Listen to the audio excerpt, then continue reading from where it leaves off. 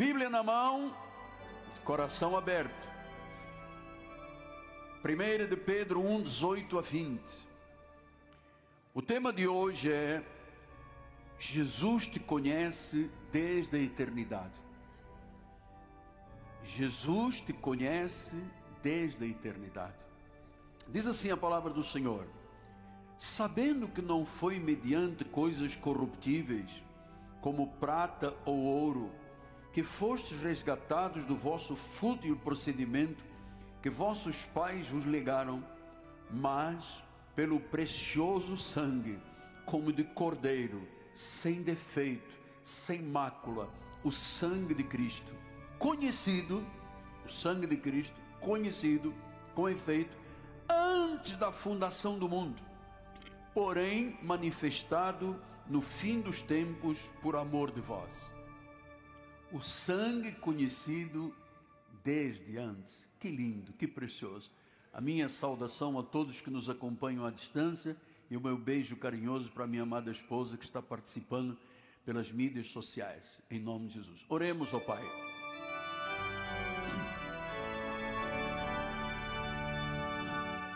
A palavra, só a fé, só a graça, só as Escrituras, só Jesus Cristo. Sim, Pai, nós somos um povo da última reforma protestante. Somos um povo que tem olhos espirituais iluminados. Somos um povo que conhece a grandeza de Deus e que quer conhecer os mistérios que estão ocultos desde os tempos eternos. Portanto, Senhor, revela-te aqui nesta noite, fala-nos grandemente, em nome de Jesus Cristo. E a igreja do Senhor diga amém, amém e amém. Graças a Deus. Meus amados irmãos, minha família, santos preciosos, meus filhinhos em Cristo Jesus. Hoje eu quero falar ainda sobre o plano eterno já consumado na mente de Deus e de sua soberania entre o tempo de hoje e a eternidade. Veja que Jesus, quando consumou a obra da cruz, ele disse em João 19:30, Jesus tomou o vinagre e disse: está consumado. O que ele estava dizendo? Está consumado. Ele estava dizendo que todos os planos dele, os planos eternos, que ele, antes da fundação do mundo, gerou, estavam completos e realizados na pessoa de nosso Senhor Jesus Cristo. Toda a Bíblia Sagrada, os 66 livros da Bíblia, apontam a Jesus Cristo. A Bíblia é tão sagrada que ela tem quase 79 mil conexões entre os livros e a pessoa de Jesus. É maravilhoso vermos um livro que tem esta sacralidade, um livro que foi escrito por 40 homens num prazo de 1500 anos, foi escrito na Ásia, na Europa e na África, sem uma única desconexão, só poderia ser de Deus. E todos os planos que estão aqui dentro, que são a resposta de Deus ao povo do Senhor, não foram criados o ano passado, há 10 anos atrás, foi desde antes da fundação do mundo. Então o plano de Deus é eterno, não é um plano emergencial. Deus não olhou do trono e disse: uau, os homens estão pecando, tenho que criar um plano emergencial. Não existe isso aqui. O plano de Deus é eterno. Deus governa a história humana mesmo antes de haver mundo, mesmo antes de haver pecado, mesmo antes de haver homens. Deus já tinha planejado a redenção, uma redenção perfeita que seria o sacrifício de Jesus. Por que eu tenho que lhe ensinar isso? É que muita gente desmerece o Evangelho, doutor. Muita gente nem sequer usa a Bíblia Sagrada nos altares. O povo de Deus não tem conhecimento, por isso o profeta Oséias 4:6, ele diz: o meu povo tem sido destruído porque lhe falta conhecimento. Não falta reteté, não falta dança na igreja, não falta exposição física na igreja, falta conhecimento. Aliás, deixe-me dizer uma coisa, eu não quero ninguém em cima do altar engessado, né? Eu hoje vi a nossa dirigente de louvor expressando o seu louvor com o seu corpo, perfeito, nós não temos que ficar aqui engessados. O que eu não sou a favor é de fazer danças que são do mundo para o louvor de Deus. Não existe dança do mundo para o louvor de Deus. Agora, o povo de Deus não está engessado, você pode dançar, a Bíblia diz, dançai, batei palmas, louvai, isso é parte da nossa vida espiritual. Então, meus amados, a cruz não foi um plano B. A cruz foi a manifestação visível de um plano eterno de Deus desde antes da fundação do mundo. Que Deus nós servimos, amado? Ele não é um ídolo, ele não é uma estátua, ele não é uma pessoa que morreu e ficou dentro de um túmulo, ele não é um homem limitado que minta, ele é soberano. Ele é rei de reis, senhor de senhores, ele é o supremo pastor, ele é o sumo sacerdote, ele é o cabeça da igreja. Então nós, quando falamos de Jesus, nós estamos falando de Kyrios, do Senhor de senhores. Por isso você tem que entender que quando você conhece estas verdades, você se sente seguro. Você não tem medo de Satanás, você não tem medo do inferno. Quando você estudar domingo sobre o arrebatamento, você, em vez de chorar no lugar, vai bater palmas. Por quê? Porque você sabe quem é o seu Deus. Nós não podemos adorar quem não o conhecemos. Se eu não o conheço, nós não temos sequer capacidade de ter palavras. Eu não sei quem é, como é que eu vou dizer, grandioso és tu? É isso que nós estamos fazendo aqui. Atos 2:23 diz: sendo este Jesus entregue por determinado desígnio e presciência de Deus, vós o mataste. Então o julgamento do Sinédrio, o sacrifício de Jesus, a via crucis, o monte Gólgota, a morte na cruz, isto tudo eram desígnios segundo a presciência, pré-conhecimento, ou seja, Deus criou e determinou, ainda não havia mundo. Por isso é que ele é Deus. Entende, Claudinho? Por isso é que nós dizemos o único Deus. Buda fez alguma destas coisas? Não, Buda foi uma pessoa que viveu na sua geração, morreu e está no túmulo. Maomé foi um grande profeta que todo mundo respeita, o mundo conhece, mas nasceu, teve o seu tempo nesta terra de peregrinação, morreu e os seus ossos estão lá em Meca. Então Deus, ao fazer esses planos, mostra à igreja algo muito importante que nos dá segurança. Por isso é que nós dizemos aqui na igreja, uma vez salvo, salvo para sempre, que é a maior dúvida dos cristãos. A maioria dos pastores diz: não, a salvação se perde. Eu até gostaria de dizer a algum pastor que prega isso, que se você diz isso é que você está perdido, você quer levar os outros com você. Não é nada. Salvação não se pode perder, porque foi determinada por Deus num plano desde antes da fundação do mundo, que se concretizou na pessoa de Jesus. Ele disse: está consumado. Então veja o que diz Isaías 46. Isaías 46 diz assim, versículos 9 e 10: lembrai-vos das coisas passadas da antiguidade, que eu sou Deus, não há outro. Diga: não há outro. Eu sou Deus e não há outro semelhante a mim. Não há. Pastor, mas Maria é uma mulher como você é uma mulher. É Maria. Foi usada como um corpo para dar a origem e o nascimento do nosso Senhor Jesus Cristo. Ela foi bendita. Você também é uma mulher bendita, uma mulher abençoada. Mas ela não morreu na cruz, não derramou o seu sangue, não se sacrificou por mim nem por você. Quando ela ouviu e viu Jesus, ela disse: o meu Senhor. Por isso ela era salva. Lembrai-vos das coisas, não há outro semelhante a mim. Versículo número 10, que desde o princípio eu anuncio o que há de acontecer. Então não há aqui mistério oculto mais para o nosso ministério. ele anuncia desde a antiguidade as coisas que ainda não sucederam. Que digo, o meu conselho permanecerá de pé, farei toda a minha vontade. Então, Deus é tão perfeito que tudo o que está ocorrendo hoje, tudo o que ocorreu nesses 2025 anos e para trás, pelos profetas foi anunciado, tudo isso ele anunciou lá na antiguidade, desde antes da fundação do mundo. Deus é homem para mentir? Não. Ele pode prometer e não cumprir? Não. Por quê? Porque ele é Deus. Tem algumas coisas que Deus não pode fazer. Ele não pode mentir, ele não pode ser infiel, ele não pode se desviar da palavra. Sendo Deus, não pode, porque ele é legitimamente santo e justo. Então, o plano da salvação começou na eternidade.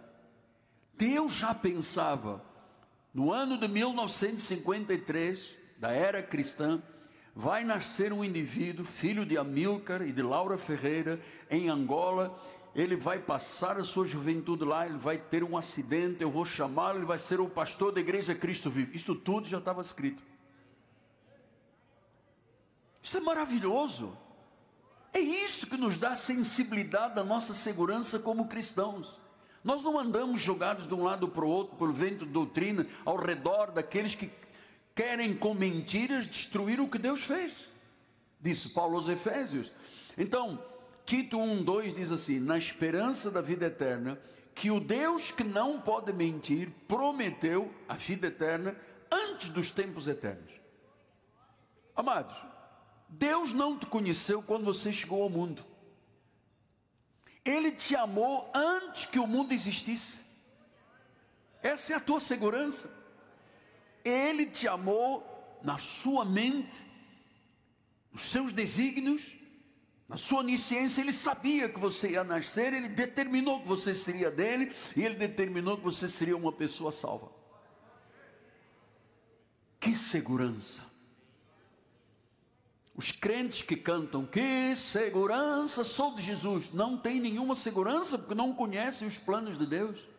Tem medo, perdi a salvação, mas domingo eu vou lá e eu aceito outra vez. Depois de quarta-feira eu perco, mas eu volto domingo, eu aceito. Tem pessoas que já aceitaram Jesus 1 milhão de vezes, porque nunca perceberam dos seus planos, do que Deus tem para a sua vida. Então, vamos lembrar o que dissemos domingo, Apocalipse 13:8. Adorá-la-ão, a besta, todos os que habitam sobre a terra, aqueles cujos nomes não foram escritos no livro da vida. Se não é para salvação, não é adorador da besta. Se é adorador da besta, não pode ter um nome no livro da vida. Você não pode ser de Jesus e do diabo. Eu não posso ser de Jesus e da besta. Eu sou de Jesus, você é de Jesus. Diz que o nosso nome está escrito no livro da vida do Cordeiro. Quando é que este Cordeiro foi morto? Na presciência de Deus. Desde a fundação do mundo. Desde a fundação do mundo. O que isso revela? A soberania absoluta de Deus. Ele determinou o fim desde o princípio. Pastor, mas está alguém dizendo do outro lado, eu estou na obra de Deus há 50 anos, eu não sabia de nada disso, por isso eu sempre duvidei da minha salvação. Quando eu ouvia o Senhor dizer, salva uma vez, salva para sempre, eu dizia, que? Vai pecando e vê se não perdes a salvação. É isso que você dizia porque não conhecia. Então a cruz de Cristo é o centro de tudo. É a certeza da salvação. Está garantida na mente, na onisciência de Deus de forma eterna e desde antes da fundação do mundo. Efésios 1, 4 a 5 diz, Ele nos escolheu nele antes da fundação do mundo.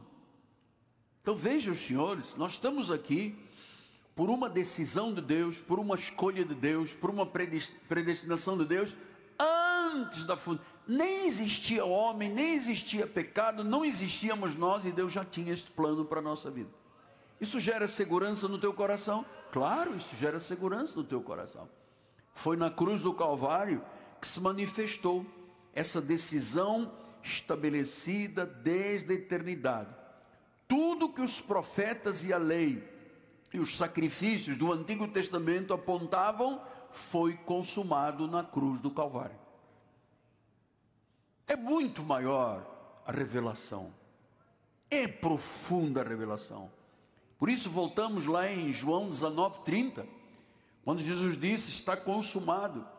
Esta palavra consumado, grego, é tetelestai, ou seja, ele diz, está totalmente pago o preço, está plenamente cumprido, o plano perfeito foi executado, tudo que foi pensado por Deus na eternidade se manifestou na pessoa de Cristo.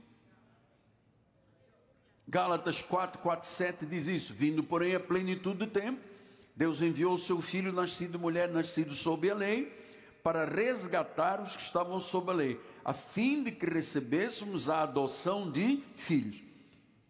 E porque vós sois filhos, enviou Deus ao nosso coração o Espírito Santo. Deus não envia o Espírito Santo ao filho do diabo,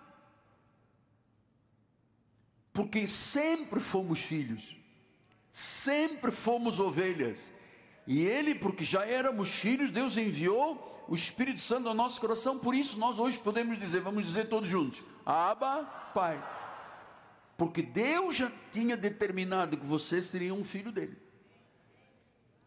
de sorte que já não és escravo, porém filho, e sendo filho, também és herdeiro por Deus. Eu não sou escravo de Deus, eu sou filho. Você teria coragem de escravizar um filho? Não, muito menos Deus. Você teria coragem de, quando o seu filho chegasse perto de você, dizer assim, poxa papai, me dá aí 100 reais, e você vai dizer, só se você lamber o pó do chão, arrastar os joelhos, for no monte, for mordido, picado por mosquitos, quando eu vir as tuas patelas sangrando, aí eu vou te dar os 100 reais. Você faria isso com o filho? Não. Agora as pessoas pensam que Deus faz, que você clama e Deus diz, não, tem que ficar uma semana sem comer, deixa ficar 4 dias sem dormir, vigília, pega a visão, olha a vigília, pega a visão. Então você não come 15 dias, não dorme 4 dias, e aí eu vou pensar se te dou o que você está me pedindo. Isso é muita maldade, isso é despreparo, isso é inconveniente para a obra de Deus, isso não é legalmente correto diante do Senhor. Então, amados, o Senhor Jesus Cristo é soberano, nada foge ao seu controle, nenhuma ação do inimigo pode frustrar os desígnios de Deus na tua vida. O inimigo pode armar o que quiser à tua volta, não frustra, porque Paulo disse que nem a morte, nem a vida, nem principados, nem potestade, nem a altura, nem profundidade, nem criatura alguma nos poderá separar do amor de Deus que está em Cristo Jesus. Quem é que nos pode separar do amor de Deus? Ninguém. Jesus disse, as minhas ovelhas eu as conheço, eu lhes darei vida eterna, e das minhas mãos ninguém arrebatará. Então você está consciente que o que eu lhe ensino é a voz de Deus para a sua vida. Eu não estou dizendo nada fora da Bíblia, eu estou dizendo o que Deus diz na sua palavra. Nenhuma fraqueza humana impede o agir de Deus. Que às vezes a pessoa diz, pô, mas eu sou muito fraco, apóstolo, cara, o senhor não me conhece, eu erro muito. Olha, o que diz o profeta Isaías 43, ainda antes que houvesse dia, ainda antes que a terra existisse, ainda antes de haver sol, lua, estrelas, eu já era, eu já existia, e nenhum há que possa livrar alguém das minhas mãos, porque quando eu ajo, agindo eu, quem é que pode impedir? Quem é que pode impedir de você ter um mês de respostas grandiosas? Só se eu não acreditar em nada, aí eu sou o impedimento. Ninguém pode impedir, a ação de Deus é irresistível, ninguém pode se opor aos seus planos, ele realiza aquilo que determinou. Então, ouça filho, nós não estamos aqui à mercê dos acontecimentos, nós somos guardados por um plano infalível de Deus, que Ele escreveu desde a eternidade a nosso respeito. O teu nome está escrito no livro da vida e nas palmas das mãos de Deus. Deus não diz assim, ó Piscite, Ele diz Miguel Ângelo, Carlos, Cristina, minha comadre. É assim que Deus fala. O nosso nome está nas palmas da mão dele, no livro da vida, lá está. Se você tivesse acesso ao livro da vida, que não é um livro de papel, é um livro da onisciência de Deus, lá estará o teu nome. Tem que estar lá o teu nome. Se não estivesse, você não estaria aqui. Isso é maravilhoso. Deus realiza aquilo que Ele determinou. Então eu quero lhe passar esta noite uma mensagem de confiança na onisciência, na onipotência de Deus, e um lembrete para a sua vida: Deus está no controle de todas as coisas. E eu vou lhe dizer mais: nenhuma força humana ou espiritual pode frustrar o que Deus decretou. Nenhuma. Ele cumpre tudo o que determina, no tempo certo, do jeito certo e perfeito dele. Quando uma pessoa está na igreja e alguém arrasta para fora da igreja, ela não estava na igreja por causa de Jesus. Não foi Jesus que a trouxe. Porque quando Jesus traz, Ele diz: eu ajo, ninguém pode impedir. Como é que uma pessoa trazida pela mão de Deus, a mão de Deus ficaria tão frágil? Aí, coitadinho, eu perdi aquele, eu não queria, mas eu perdi. Não existe isso aqui. Uma vez em Cristo para sempre.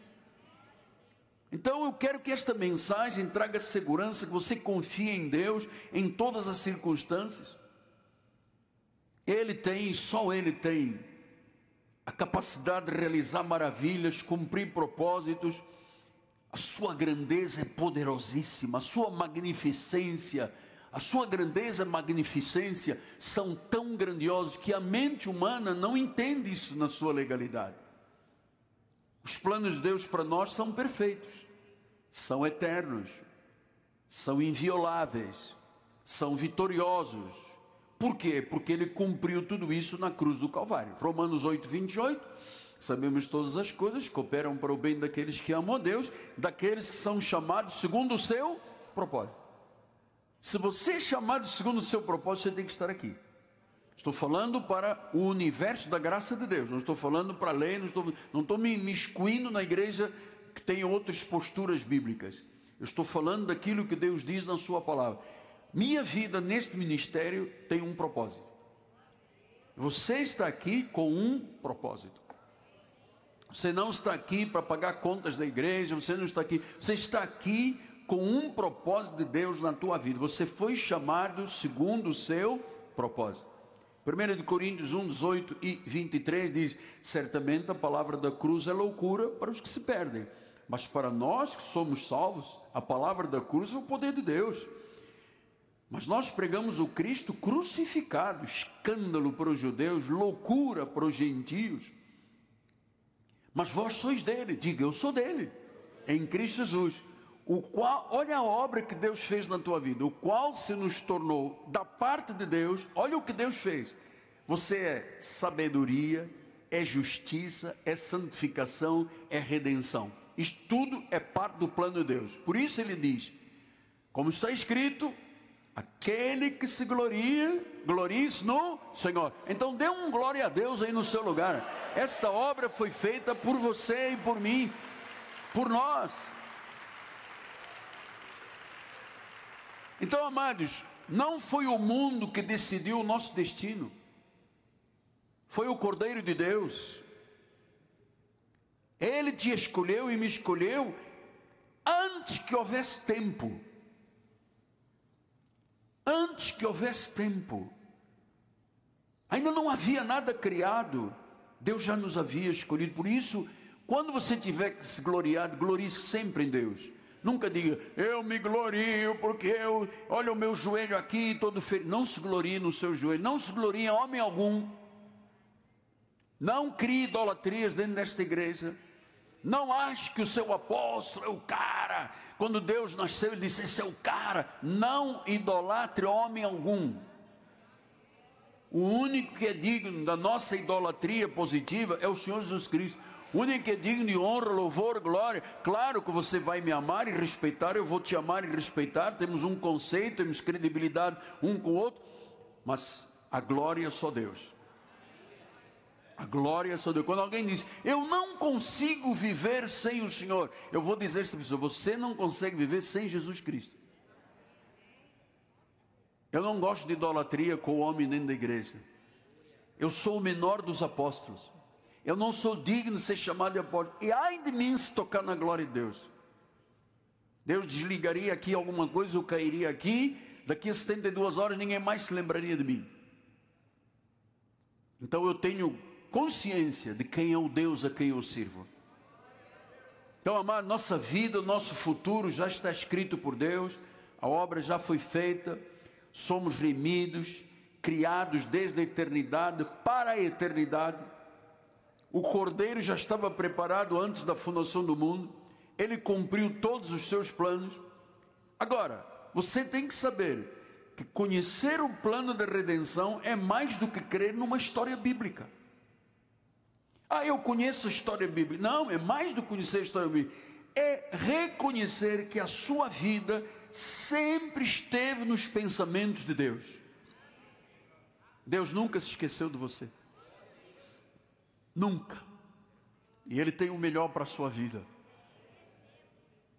Ele tem o melhor para a sua vida. Então a igreja moderna ignora totalmente isto que eu estou falando. Eles não conhecem o plano da redenção, eles conhecem apenas a história bíblica, não reconhecem que sempre estiveram nos planos de Deus. Por isso é que os crentes dizem: eu estou desviado e perdi a salvação, que não conhecem isto aqui que eu ensino. Ajude-me, por favor, a levar esta palavra. Ajude-me a aumentar a obra de evangelização, porque tem milhões de pessoas no Brasil que dizem: eu sou crente, andam com uma Bíblia debaixo do braço, e a única coisa que põe é a Bíblia debaixo do braço. A Bíblia não está no coração deles. A Bíblia e os pensamentos de Deus não ocupam os seus pensamentos.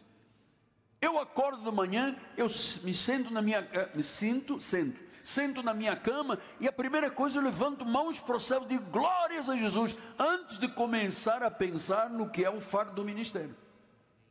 Ele tem o primeiro lugar na minha vida. Ele tem o primeiro lugar. Agora, a igreja moderna. Você sabe, eu vou agora abrir alguns pensamentos que eu acho muito importante que alguém te diga a verdade. Sem a verdade não há libertação. A igreja moderna ignora totalmente a Bíblia Sagrada. E eu quero despertar você, porque você tem internet, você tem telefone, você tem iPad. E eu vou lhe dizer, você tem acesso a todos os ministérios do mundo. Agora, você vai ter acesso a muitos ministérios que não temem a Deus. Porque eu vou lhe dizer uma coisa importante, não sou eu que dizem os grandes reformistas do mundo, e eu sigo essa palavra. Hoje em dia, há lobos em altares que cegaram o rebanho. O líder está em busca de popularidade, ele se sente uma celebridade, ele é um ídolo para a igreja, não trata com piedade o povo de Deus. Outro dia eu estava vendo um pastor, diz que é pastor, o cara estava se gabando, olha o meu relógio, olha, é um Rolex, Oyster, não sei o que, com diamante, olha só o que Deus, Jesus me deu. Duvido que o salário de um pastor dê para comprar um Rolex de Oyster com diamantes. Quanto é que custou? 300 e poucos mil reais. Olha só, foi Deus que me deu. Vai lá fora, eu tenho lá minha Porsche, foi Jesus que me deu. E o povo sangrando, se arrastando, colaborando, servindo a um ídolo, a uma celebridade que não tem piedade. Tito disse isso, Paulo escrevendo a Tito 1, 10 a 14, diz: existem muitos insubordinados, palradores frívolos, enganadores, especialmente quem? Os da lei, da circuncisão. É preciso fazê-los calar, porque andam pervertendo casas inteiras, ensinando o que não devem, torpe ganância. Foi mesmo dentre eles o seu profeta que diz: cretenses, sempre mentirosos, feras terríveis, ventres preguiçosos. Tal testemunho é exato. Portanto, repreendo-os severamente para que sejam sadios na fé e não se ocupem de fábulas judaicas, nem com mandamentos dos homens desviados da verdade. Eu, quando vejo uma igreja, tem área VIP dentro da igreja, eu digo: Deus, acabou, não tem jeito mais.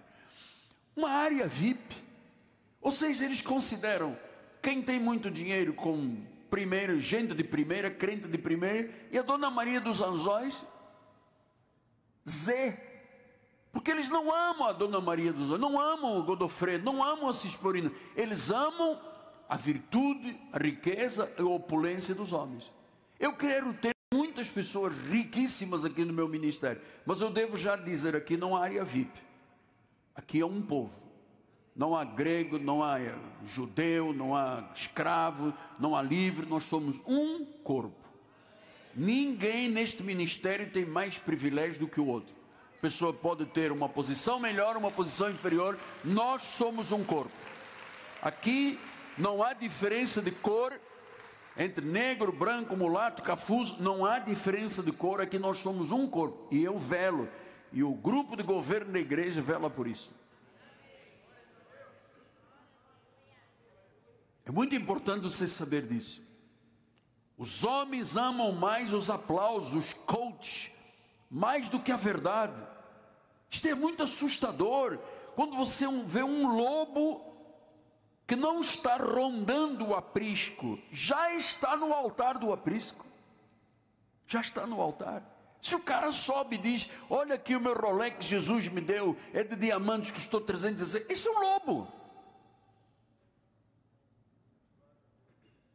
Isto é um lobo.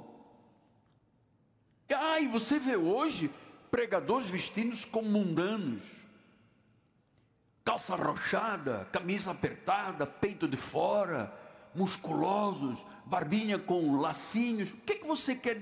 Ou se você gosta do meu ministério e vem em busca da verdade, o que é que você quer passar às ovelhas de Jesus? Quer passar o quê? Quer passar o que só o marido da ovelha tem direito a passar. Então vai com calça arrochada, com isto, com aquilo. Sabe, são ídolos.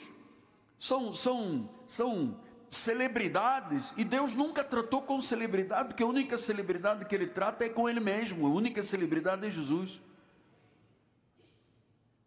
Então eles falam como amigos, mas devoram como inimigos da cruz. Olha o que disse Mateus 7,15. Disse: acautelai-vos dos falsos profetas que se apresentam disfarçados de ovelhas, mas por dentro são lobos roubadores. Eu vou lhe dizer uma coisa, talvez os mais novos nem saibam. Nós vigiamos desde a porta do templo. A igreja Cristo vive não se acovarda, não abraçamos o engano, não toleramos o pecado, nunca você verá este ministério com um aporte do altar para as questões políticas do Brasil. Esse não é o nosso chamado. Nós amamos as almas, nós não amamos a reputação do apóstolo, que tem que ser o que ele é, mas nós não amamos reputação, nós amamos as almas. Então há hoje pregadores que não são servos, são tiranos, não chamam a igreja ao arrependimento, não sabem o que é reconciliação, não apontam para o Calvário, mas apontam para si mesmos. Assim o inferno está abrindo as portas e entrando dentro das igrejas. São essas igrejas que alimentam esses lobos. O próprio povo das igrejas alimenta o lobo. E o lobo vem com um relógio de diamante e diz: olha aí o que Jesus me deu, olha o Porsche lá fora que Jesus deu. E a Dona Maria vai de BRT para casa e a pé, andando 10 quilômetros a pé debaixo de chuva. Isso é injusto, isso é indigno.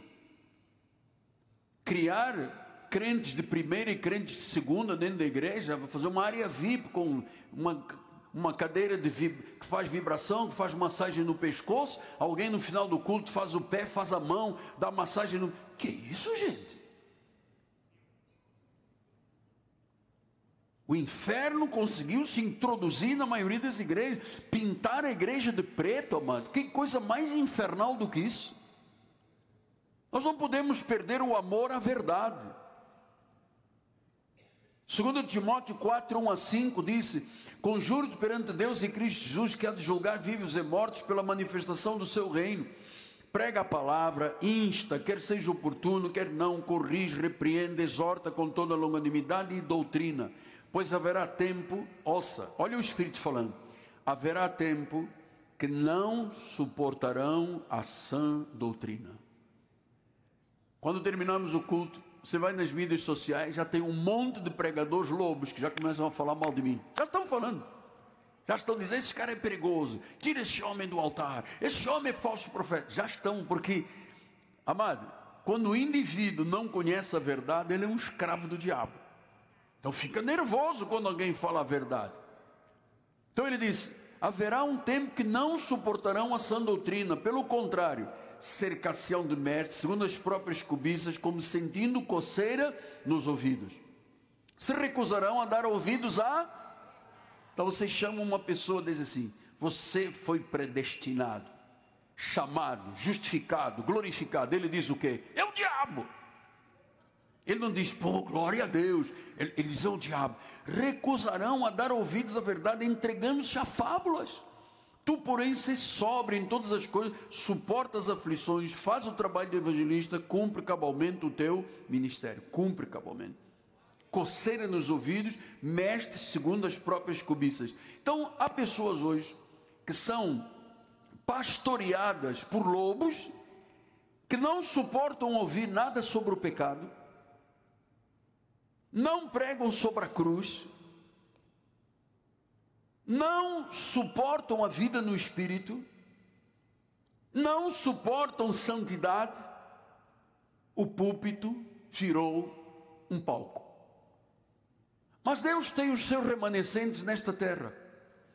Homens que choram com o rosto em pó, como o apóstolo da igreja, e muitos irmãos que choram com o rosto no pó. Mulheres que se curvam diante de Deus no seu secreto, na sua vida secreta, se curvam diante de Deus. Jovens emocionados que amam a presença de Deus. Então que o Senhor aviva os altares, que o Senhor enche de fogo sagrado a vida do povo de Deus, que o Senhor queime a palha da religiosidade.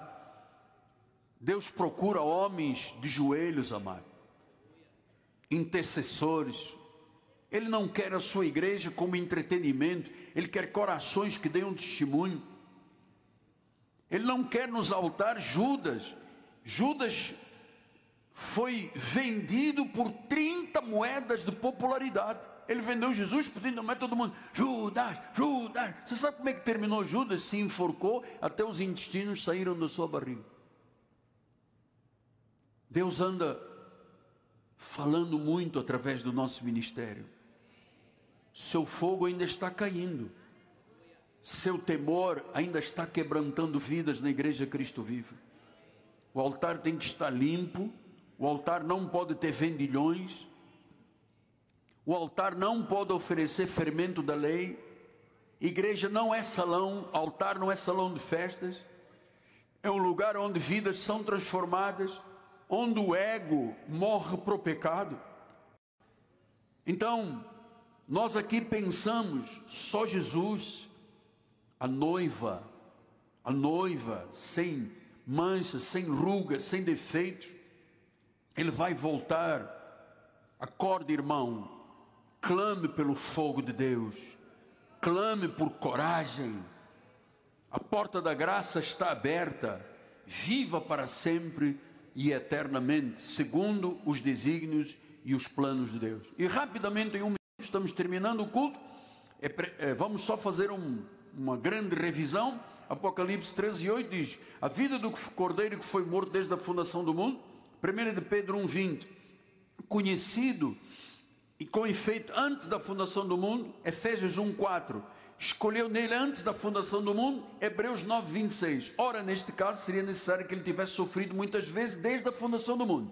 Agora, porém, ao se cumprirem os tempos, se manifestou uma vez por todas, para aniquilar pelo sacrifício de si mesmo o pecado, uma vez por todas. Pai amado, eu te louvo, eu te engrandeço, eu te glorifico. Está gerando neste ministério uma geração nova, crentes que realmente são crentes, são cristãos, vivem a palavra, amam a verdade, cooperam com a verdade, querem divulgar a verdade. Suas vidas são um exemplo. Homens que põem o rosto no chão, mulheres que vivem no secreto com Deus, jovens que amam a palavra e pregam já a palavra desde a sua juventude. Obrigado, meu Pai. Nós vamos voltar agora a casa. Os teus anjos nos guardarão. Tu vais adiante de nós. O homem mau, fraudulento, sanguinário, o agente governamental diabólico não nos tocarão. Fortalezas sofismas e altivez estão debaixo dos nossos pés. Nenhuma arma forjada pode prevalecer contra nós. Nós vamos em paz, guiados por Ti, em nome de Jesus. E o povo de Deus diga amém, amém e amém.